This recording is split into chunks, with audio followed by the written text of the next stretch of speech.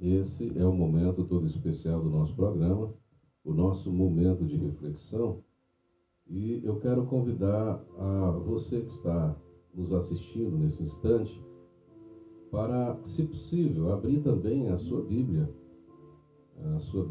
física ou a sua Bíblia móvel no celular, virtual, para que a gente leia no Evangelho segundo escreveu João, capítulo 15, do verso 13 ao verso 15. João 15, de 13 a 15. Está escrito: ninguém tem maior amor do que este, de dar a alguém a sua vida pelos seus amigos. Vós sereis meus amigos, se fizerdes o que eu vos mando. Já não vos chamarei servos, porque o servo não sabe o que faz o seu senhor. Mas tenho-vos chamado amigos, porque tudo quanto ouvi de meu Pai, vos tenho feito conhecer.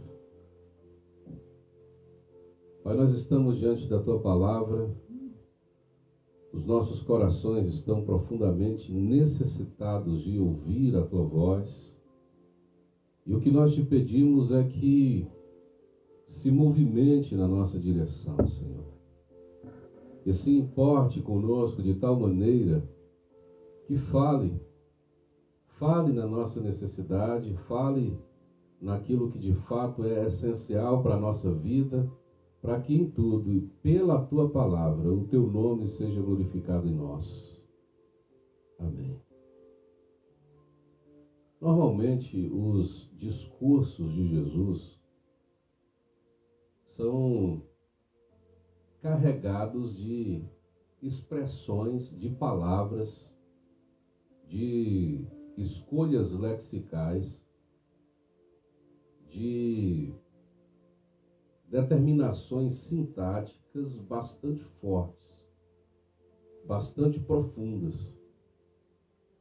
Nesse caso, por exemplo, em que ele vai falar aos discípulos no modo como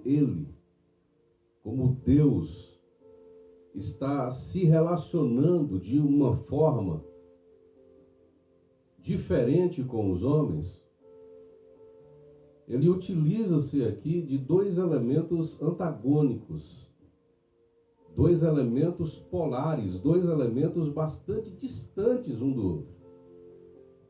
Dentro de uma sociedade, a figura do escravo e a figura do amigo são elementos absolutamente, extremamente antagônicos. Porque um está numa ponta e o outro está na outra ponta das extremidades. O escravo está numa condição social de muita inferioridade em relação ao amigo do Senhor, que está em uma condição de superioridade ao primeiro elemento aqui, muito grande, muito díspare, muito distante. E Jesus vai utilizar-se dessas figuras e vai utilizar-se dessas expressões fortes, desses argumentos que chamam a atenção de forma muito contundente dos seus ouvintes, para comunicar as suas verdades de modo que ninguém conseguia comunicar verdades tão extraordinárias. Mas ele chega a chocar a sua plateia. Ele chega a chocar aqueles que lhe escutam. Nesse caso, por exemplo, quando ele faz uma relação entre aqueles que estão buscando uma relação com Deus e a figura de escravo, no caso do modo como o povo de Israel encara o servir a Deus e o adorar a Deus, isso é algo comum. Porque você, como ser humano, como israelita, diante de um Deus tão extraordinário, tão poderoso, que criou todas as coisas, você é nada mais do que um servo. Você é nada mais do que um escravo. Então a metáfora do escravo vai servir perfeitamente na figura de um homem que presta adoração e que presta serviços a Deus. Agora, a figura de amigo já não é uma figura muito aceitável para o modo como os israelitas estavam se relacionando com Deus. Quando eles vão tratar de pessoas que têm um tipo de amizade ou de intimidade com Deus nessa profusão, eles vão tratar de gente do tipo Abraão. Abraão é amigo de Deus, mas quem é Abraão? Abraão é Abraão, eu sou apenas um membro comum da sociedade israelita. Então eu não posso me considerar um amigo de Deus. Só que Jesus, ele vai até os discípulos e dizem, olha, Abraão também é homem. Abraão, apesar de toda a comunhão que teve com Deus e de ser um grande referencial e de dever ter o seu lugar respeitado na sociedade, principalmente na sociedade espiritual de Israel, Abraão também é gente como vocês são. E do mesmo modo como Deus tratou Abraão, Deus trata vocês também. É por isso que, num determinado momento, Jesus disse, muita gente vem das partes em que não se esperam pessoas para ter comunhão com Deus. Muita gente do Oriente, muita gente do Ocidente, que vão se aproximar do reino de Deus e da graça de Deus, de tal maneira que essas pessoas que não se esperam uma relação com Deus, vão se sentar à mesa com Abraão, Isaque e Jacó. Você entende isso? Então essas figuras que são referenciais e que tiveram títulos privilegiados como Abraão, no discurso, na palavra de Jesus, essas figuras são igualadas a qualquer outro ser humano que se dispunha a colocar a sua vida a serviço de Deus. E ele vai dizer que a graça tem o poder de transformar o homem que está na condição de servo, escravo de um senhor, na condição de amigo desse senhor. É um estreitamento impossível de relação. É um estreitamento impossível de laços. É um estreitamento inconcebível de intimidade. É impossível transformar alguém que está socialmente condicionado à servidão, à escravidão, em um sujeito amigo daquele que o escraviza, daquele que o domina, daquele que é proprietário desse escravo. Jesus utiliza a palavra servo aqui, escravo, com esta gravidade. Existem pelo menos 7 palavras, palavras gregas, que são traduzidas em português como servo, como escravos. Algumas significam escravos mesmo, outras significam servos trabalhistas, aqueles escravos que tinham um determinado salário recebido do seu senhor. Há palavras que determinam também serviços ministeriais ou serviços voluntários, que são realizados por pessoas que se colocam na condição de servas. Mas a palavra que Jesus utiliza nesse texto aqui é literalmente escravo. E quem são de fato essas pessoas que vivem nessa condição escravagista? Em outro momento, quando Jesus vai se referir ao modo como o comportamento daqueles que servem a Deus se realizava, ele vai fazer algumas perguntas e depois afirmações aos seus discípulos. As primeiras perguntas são: vem cá, quando um escravo, um servo de vocês, chega do campo, vocês o convidam para sentar-se à mesa? Ou primeiro você vai dizer: ajeita as suas vestimentas, venha me servir, e depois que eu me alimentar, depois que eu comer, depois que eu beber, depois que você me servir, aí você pode comer e beber, mas ele, como servo, não é digno, dentro daquele parâmetro social, de sentar-se à mesa junto com o seu Senhor. E Jesus utiliza-se dessa condição social para dar uma lição aos discípulos. E ele pergunta: vem cá, depois que o cara faz, na condição de escravo, tudo o que você mandou ele fazer, você, como o Senhor, o elogia, o louva, o aplaude por isso? E aí Jesus, claro, vai responder dizendo: claro que vocês não fazem isso. Vocês não fazem isso porque ele está no papel de escravo, está apenas realizando aquilo que é o seu papel. Então, quando você se coloca à disposição de Deus para servir a Deus, quando você faz apenas aquilo que é mandado fazer, você tem que se sentir nessa condição de inutilidade do servo. Porque você fez apenas aquilo que foi mandado.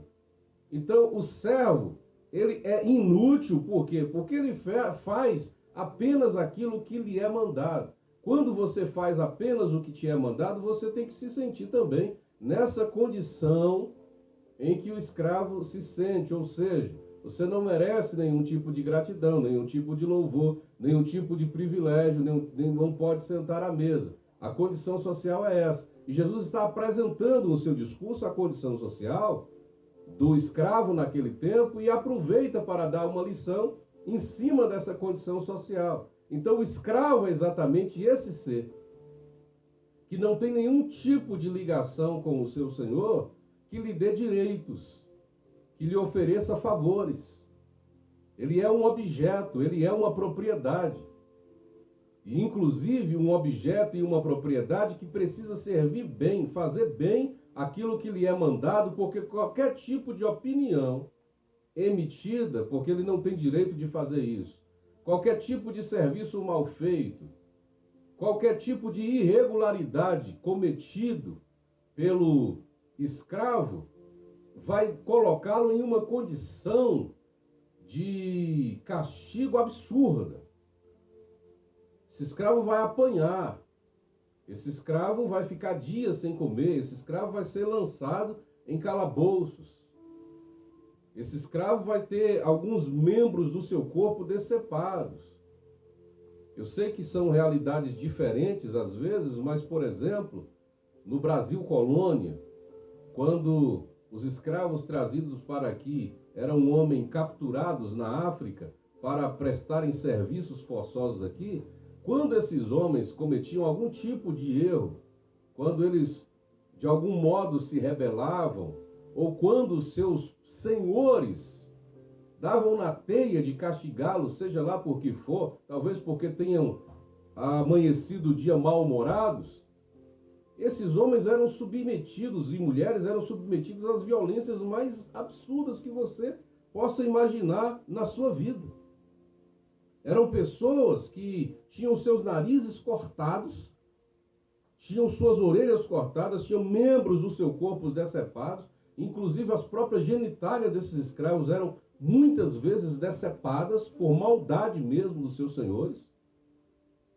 E tantos outros tipos de castigo que aos quais eles eram submetidos e que você nem imagina o tanto. Aquela lima que a gente sabe que é para diminuir, por exemplo, o tamanho de alguns materiais, madeira, até ferro.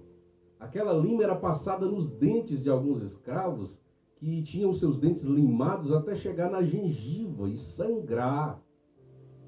Chicotes, por exemplo, chamados chicotes de abacaxi, que era muito utilizado para castigar escravos nesse período de tempo, cortavam as costas desses homens nesses momentos de castigo de tal forma que até órgãos internos poderiam ser vistos do lado de fora. E depois de serem submetidos a esse castigo de chicote, esses senhores ainda mandavam os seus algozes passar sal, passar pimenta e passar urina nas feridas para aumentar a dor. Estou dizendo isso para que você veja, para que você perceba em que condição social está um ser humano submetido a esse tipo de violência. Na época de Jesus também não era diferente. Muitas violências eram praticadas, muitas torturas eram praticadas com os escravos, que na sua maioria eram escravos de guerra, de todas as nações em que eram essas nações que eram conquistadas, e esses homens que tinham força para trabalhar em benefício da nação conquistadora, esses homens acabavam sendo submetidos a esse tipo de relacionamento, esse tipo de vida absolutamente inferior, violenta e terrível na condição de escravo. Então, quando Jesus disse, olha gente, eu não chamo mais vocês de escravo, porque eu não os vejo mais como servos, eu chamo vocês de amigos. E olha que Jesus estava falando aqui de uma relação de escravo e senhor mais saudável do que essas que nós apresentamos. Uma relação comum, normal, que não tem esse tipo de violência. Mas na relação de um servo com o Senhor, mesmo assim, não existia amizade. Não existia emissão de opinião por parte do escravo. Não existiam direitos dados a esses escravos. Eles eram apenas esses objetos que funcionavam tendo um papel social de obedecer ordens, de não olhar na cara do seu senhor, nos olhos do seu senhor, simplesmente eles viviam essa vida de desinformação, porque também não tinham direito nem a qualquer informação. Eram objetos de trabalho, objetos de abuso e objetos de tanto tipo de coisa nesse tempo. E Jesus está dizendo, olha, eu quero que vocês sejam não meus escravos, mas sejam meus amigos. Por quê? Porque ninguém tem o amor tão grande como esse de dar a vida pelos seus amigos. Onde vocês vivem, muito maior, porque nem os amigos se amam de tal forma que um dá a vida pelo outro do jeito que eu estou dando a vida para vocês, estou me sacrificando por vocês. Então vocês são meus amigos porque eu me coloquei no lugar das dores e de angústia de vocês e o meu coração está nas suas mazelas. Então a morte que era para vocês é minha morte agora, porque eu me coloco na situação em que vocês deveriam estar. Então Jesus te chama, querido, é para ser, antes de tudo, amigo. Para ter esse amor da graça de Deus tão extraordinário, de forma que Ele entregou a sua vida por você. Segundo, Ele te chama de amigo, porque Ele te dá liberdade de se dirigir a Ele sem nenhum medo, sem nenhum receio. Algo que os escravos não podiam fazer, mas os amigos podiam fazer. Os amigos podiam olhar nos olhos dos outros. Os amigos podiam se relacionar com os outros com uma liberdade e com um prazer que nenhum tipo de relação de poder sobre um dominado tem. Apesar do poder que existe por parte de Deus e da sua grandeza, Ele te coloca numa condição de amizade com Ele que você não precisa ter medo.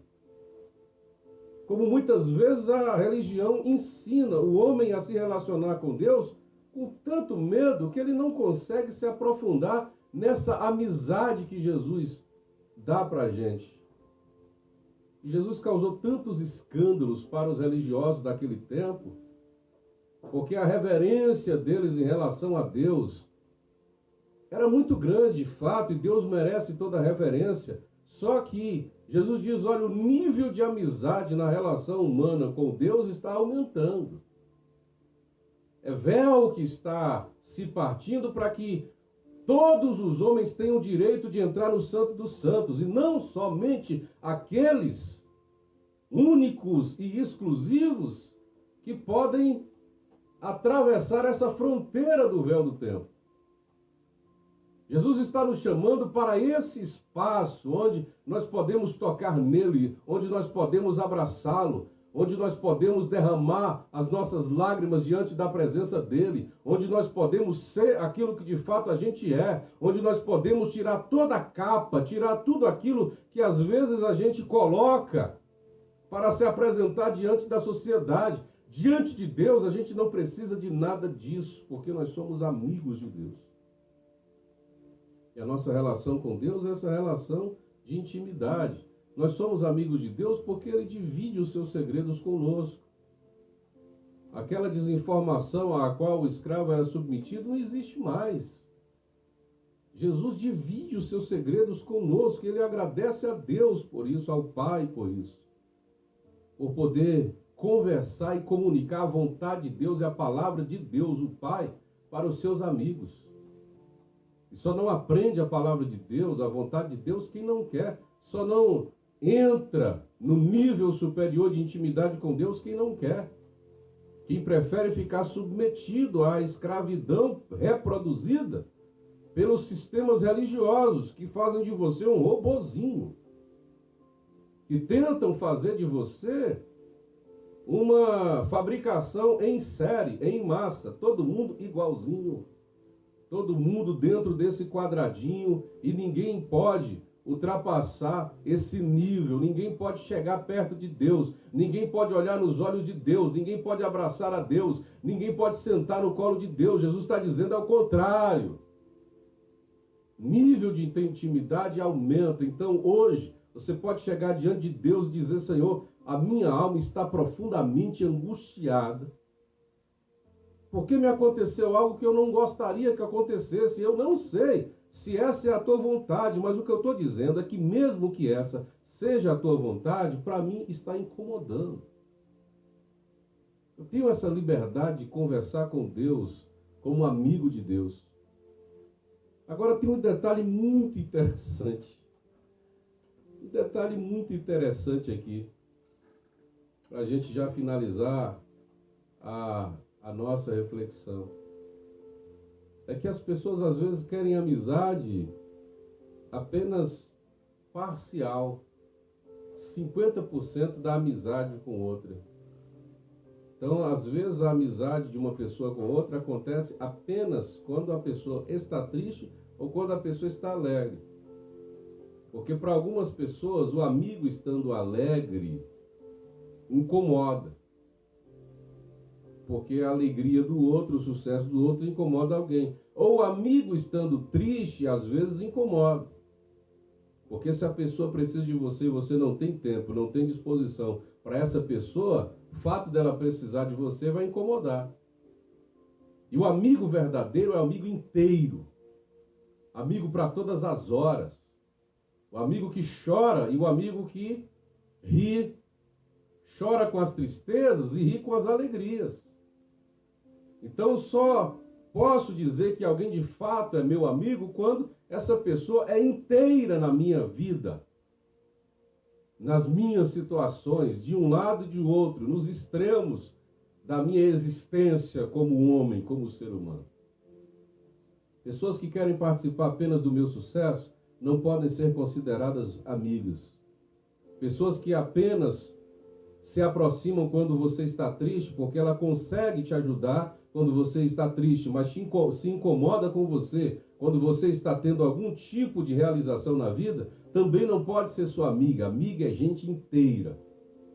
Como Jesus disse aos discípulos, vocês são meus amigos e eu sou amigo de vocês. Agora tem um detalhe.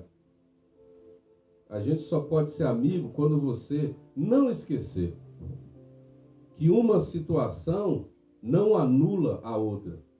Que a amizade de vocês comigo não desobriga o serviço de vocês. Então eu digo, vocês só podem ser meus amigos se vocês fizerem o que eu mando. Deu para entender isso? Às vezes você achar que é amigo, mas você tem autoridade sobre o seu Senhor, só porque você é amigo dele, aí você já perdeu a amizade, você não soube medir a sua relação com Deus, que deve ser uma relação de grau de intimidade maior, cada vez maior, mas você nunca deve se esquecer que a sua amizade com Deus não te desobriga do serviço. É por isso que Paulo disse, olha, o amor de Deus me constrange. Porque ele me amou de tal maneira que eu não tenho outro modo de agradecer a ele, a não ser servi-lo. A não ser obedecer a sua palavra, a não ser submeter-se aos seus princípios. Então, nesta relação de amizade, a gente passa de uma situação escravagista para uma situação de amigo, mas a gente não pode se esquecer que para manter essa amizade, a gente também precisa continuar obedecendo a palavra do nosso amigo. Que essa palavra de Deus te abençoe e te alcance, que você tenha liberdade para conversar com Ele hoje, sem nenhum medo, sem nenhuma timidez. Derrame o seu coração diante da presença de Deus essa noite. É isso que Ele espera de você. Vamos orar juntos? Senhor, nós te agradecemos por esta palavra, por esta noite, por esse momento de reflexão, e pedimos ao Senhor que abençoe todas as pessoas que estão nos assistindo agora, e que o Senhor contemple as suas necessidades. O Senhor sabe perfeitamente o que cada pessoa precisa. Nós pedimos a bênção, a cura do Senhor, mais uma vez, junto com todo o teu povo, para o irmão Zé Anísio. Pedimos a bênção do Senhor também sobre a vida do pai de Leila. Que a tua graça, que a tua presença possa alcançar cada um deles, o Samuel, e curá-los para que teu nome seja exaltado. E todas as pessoas que estão nos ouvindo agora, que cada um na sua necessidade seja contemplado para a honra e glória do teu nome. Amém.